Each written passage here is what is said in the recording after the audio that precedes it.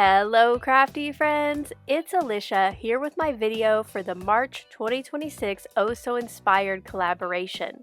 I hope you'll stick around to see what I was inspired to create and find out about the free download that you can grab.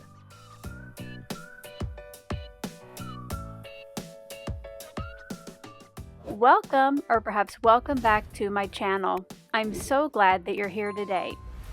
Each month, I get together with a group of talented artists for the Oh So Inspired collaboration hop. We take the same original inspiration piece and create something new based upon it.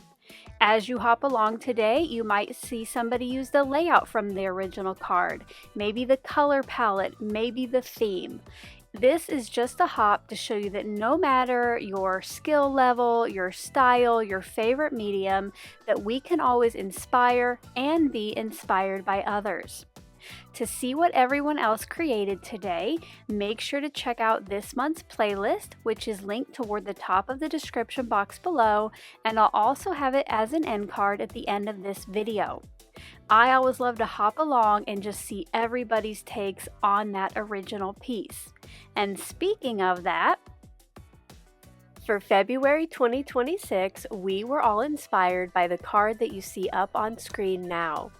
It was created by Martin, who is at Martin Mayhem over on Instagram. You can find a link to the original blog post and his Instagram account down in the description box below.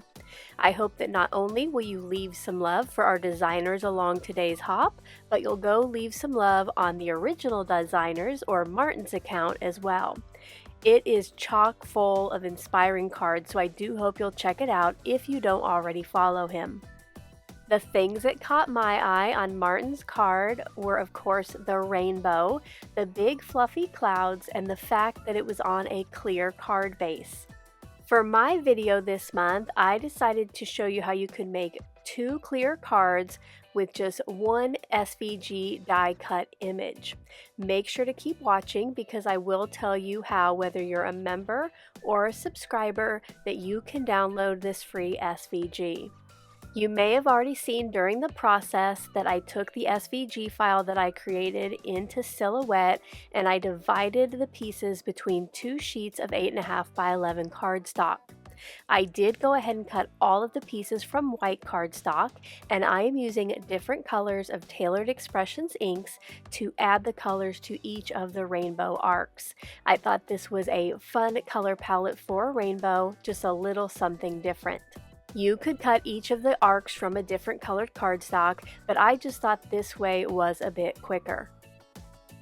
Once everything was ink blended, it was time to get it put on the clear cardstock, which I do have the media that I prefer linked down in the description box below, and you'll see that the fluffy clouds perfectly fit that sheet left to right at 8.5 inches. I'm going to start by adhering the largest cloud at the bottom of one of the sides of the clear cardstock. This will actually end up being the inside of the card eventually. I did make sure to add extra adhesive because this piece gets cut in half eventually, so you want to make sure that you have adhesive in the center. To help me get that nice and aligned down in that left-hand corner, I did bring in my mini score buddy. Now I'm going to take that piece and flip it upside down toward me, and now I'm going to place the pieces that go on the front on the new bottom of the clear cardstock. I'm going to start with the medium cloud or the middle size, and that gets placed flat down just like the first cloud on this side at the bottom. Before the third cloud border gets put on, we need to get the rainbow arcs put in place. Now to help me with this so I get everything centered as it should be, I printed out the SVG on a piece of 8.5 by 11 paper in black and white, and I'm going to use this behind my clear cardstock as a template. To place each of these arcs, I will be using liquid glue to have a little bit of wiggle time to get everything adjusted, but I was careful to leave my adhesive in the center of the back of each arc. This way, if it does kind of spread out, it won't smush onto the clear cardstock, because that is one thing that isn't very forgiving. If you get glue outside the lines, it's hard to clean off. Once all of those were in place, it was time to cut this piece in half so we can end up with 2 clear cards. To do this, I brought in my trimmer and cut at 4 1/4 inches. How fun is that? Are you oh so inspired to get crafty after seeing Martin's card? If so, I hope that you'll play along. Up on the screen are some basic instructions as well as hashtags, and you can find out more information in the description box below. And now back to the process. I wasn't thinking ahead when I added foam tape to the back of the smallest cloud strip, so I crossed my fingers while I took it to my trimmer and cut this piece in half. Now, using liquid glue and my score buddy as a helper, I'm going to get that placed down at the bottom of the card front. If you would like to use the same SVG file that I did, now I'll tell you how you can download that for free. First off, if you are a channel member, all you need to do is check out the membership tab later today for a graphic that looks like the one up on screen now, and you can also check out the monthly blogs. They have been updated with the links also. I normally reserve these types of files to only members, but for the next week, I'm going to allow all subscribers who are willing to sign up for my email list to download the SVG.